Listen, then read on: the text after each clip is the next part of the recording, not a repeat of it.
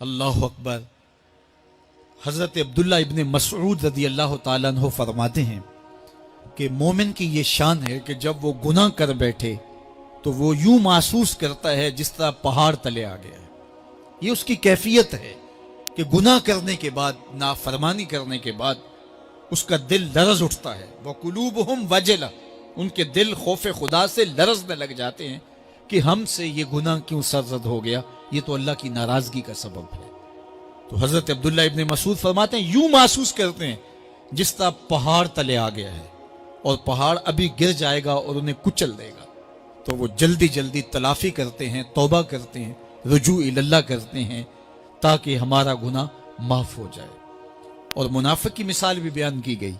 जब वो गुनाह करता है तो यूं महसूस करता है जैसे बदन पे मक्खी बैठी थी, हल्के इशारे से उड़ा दी। सवेर से लेकर शाम तक कितनी बार हम अपने बदन पे बैठी मक्खियां उड़ा देते हैं और हमें शाम को याद भी नहीं होता कि ये अमल हमने कितनी बार किया है।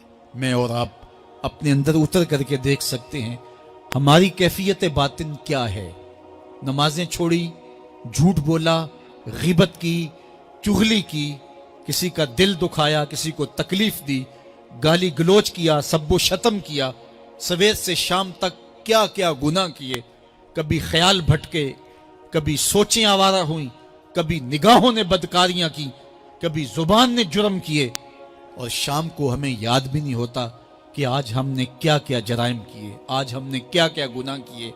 अगर हमारी ये कैफियत है तो ये अमली निफाक है कि बदन पे मक्खी बैठी और उड़ा दी। और अगर हमारी कैफियत ये है कि गुनाह के बाद ये महसूस होता है कि हम पहाड़ तले आ गए और अल्लाह की नाराजगी हमने मूल ले लिए और जल्दी जल्दी तौबा करके रुजू करने की जानिब बढ़ते हैं, तो फिर मुबारक हो। नहीं तो मुझे और आपको अपना मुहासबा करना चाहिए। हमारे दिलों पर जंग चढ़ गए हैं और हमारी कैफियत ये हो गई है कि गुनाह करने के बाद भी हम डटे रहते हैं। जबकि जिंदगी असहाबे रसूल की देखिए उनसे भी कभी कोई खता सरजद हो जाती तो वो फौरन उस गुनाह की तलाफी के लिए हुजूर की बारगाह में हाजिर हो जाते। हजरत अबू लुबाबा रदी अल्लाह ताला अन्हु ने अपने आप को मस्जिद नबवी के सुतून के साथ बंधवा दिया और कहा कि जब तक मेरी माफी नहीं होगी तब तक अपने आप को खलवाऊंगा नहीं। और फिर जब उनकी बख्शिश का ऐलान हुआ तो फिर हुजूर के हाथों से अपने आप को उन्होंने खलवाया। एक खातून हुजूर की खिदमत में हाजिर हुई और अर्ज की या रसूल अल्लाह सल्लल्लाहु अलैहि वसल्लम, मुझसे बदकारी सरजद हो गई है और मेरे पेट में बच्चा है और मैं चाहती हूं कि आखिरत की सजा की बजाय दुनिया के ऊपर इसकी सजा मुझे दे दी जाए ताकि मैं पाक हो जाऊं और साफ हो जाऊं, क्योंकि आखिरत की सजाएं बहुत सख्त है। अल्लाह के महबूब अलैहिस्सलाम ने जिब्रील अमीन से एक दिन पूछा था मुझे जहन्नम के अजाबों का जिक्र सुनाओ। तो अर्ज की या रसूल अल्लाह सल्लल्लाहु अलैहि वसल्लम, सबसे हल्का अजाब, अखफ़ुल अजाब, हल्का तरीन अजाब ये है कि जहन्नुमी के पाँव में आग के जूते रखे जाएंगे। बाकी उसके पूरे बदन पे आग नहीं होगी, सिर्फ आग के जूते उसको पहनाए जाएंगे। लेकिन उसकी हिद्दत, गर्मी और शिद्दत इतनी होगी, यगली मिनहुमा दमागुहु, उसकी शिद्दत से उसका दिमाग पिघल कर नाक और कानों के जरिए से बाहर आना शुरू हो जाएगा। ये सबसे हल्के अजाब की कैफियत है। और जो अजाब सख्त हैं, अलियाज़ बिल्लाह, अल्लाह ताला कुरान मजीद में फरमाता है सुम्मा ला यमूतु फीहा वला यहया, उस बड़े अजाब का जिक्र किया जो जहन्नमियों को दिया जाएगा। फरमाया उस अजाब की कैफियत ये होगी बंदा ना जिएगा ना मरेगा। जिएगा इसलिए नहीं कि आगे और पीछे, दाएं और बाएं आग ही आग होगी, तो उस आग में जीना को जीना तो नहीं होगा। और मरेगा इसलिए नहीं कि मौत को मौत आ चुकी होगी। जन्नत में जन्नतियों को एक ही डर और खदशा होगा कहीं मौत ना आ जाए, और जहन्नमियों को एक ही उम्मीद होगी कहीं मौत आ जाए और जान छूट जाए। अल्लाह ताला मेंढे की शक्ल में मौत को लाएगा और मौत को ज़बह किया जाएगा। जन्नती जन्नत से और जहन्नमी जहन्नम से देख रहे होंगे। जब मौत को ज़बह कर दिया जाएगा, अब मौत नहीं है, तो जन्नती इतने खुश हो जाएंगे कि अगर मौत को मौत ना आई होती तो ये खुशी से मर जाते। और जहन्नमी इतने मायूस, दुखी और परेशान होंगे कि अगर मौत को मौत ना आई होती तो ये सदमे से मर जाते। تو وہ کتنا سخت عذاب ہوگا.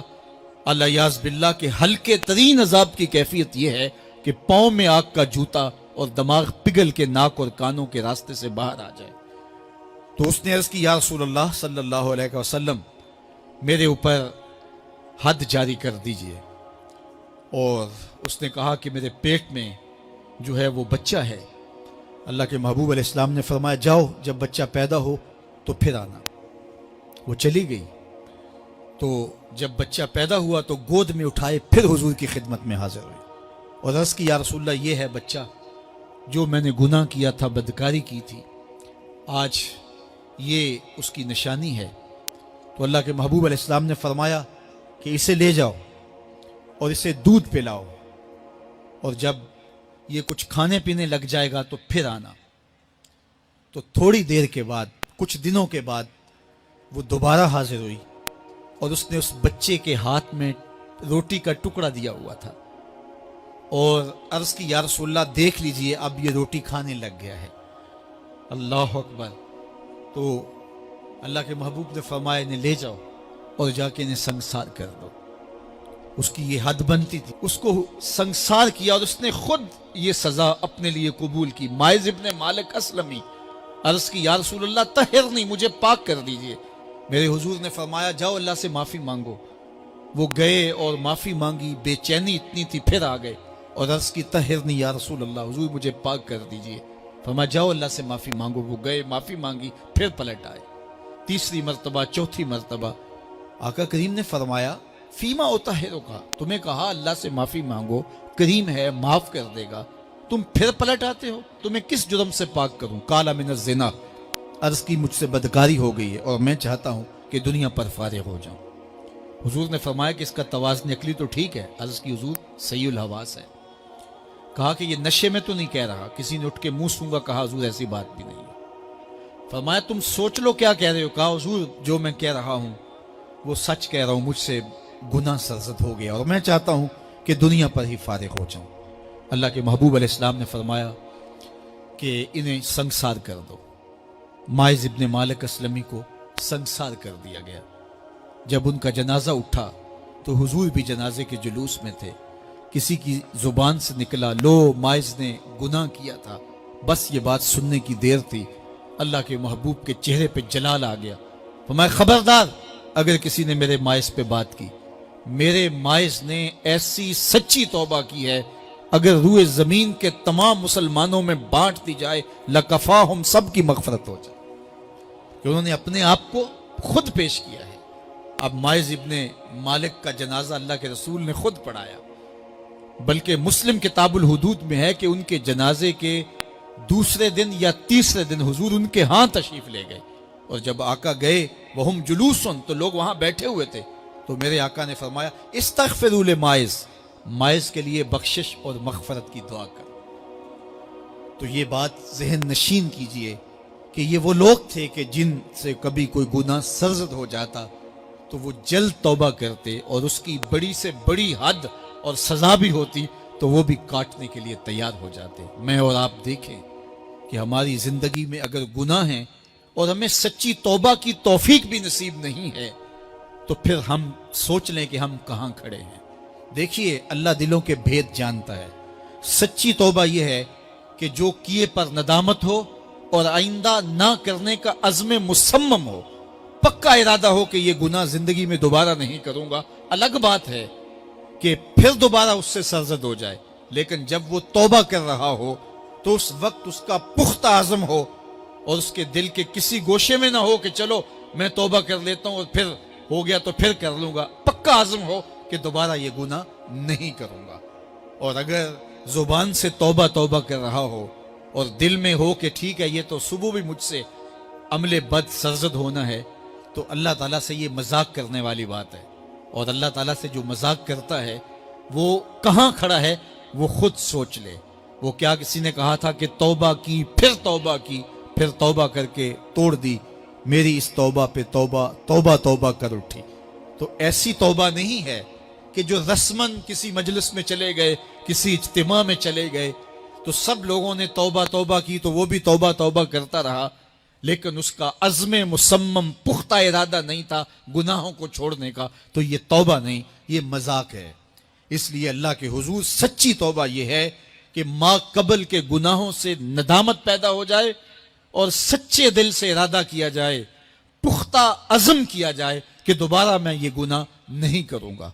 یہ الگ بات ہے کچھ عرصے بعد اس سے پھر سرزد ہو جائے، پھر وہ گناہ ہو جائے، تو پھر وہ پکی توبہ کرے، تو 100 بار بھی گناہ کرے گا، 100 بار بھی توبہ کرے گا، اللہ 100 بار قبول کرے گا۔ لیکن اندت توبہ اس کا عزم مصمم ہونا چاہیے، اس کا عزم پختہ ہونا چاہیے۔ محض لفظوں سے توبہ توبہ پکارنا اور دل توبہ نہ کر رہا ہو اور دل عزم مصمم نہ رکھتا ہو تو یہ توبہ نہیں ہے۔ اس لیے سچی توبہ اللہ کے حضور اپنے گناہوں کی پیش کرنی، یہ اہل ایمان کا طریقہ ہے۔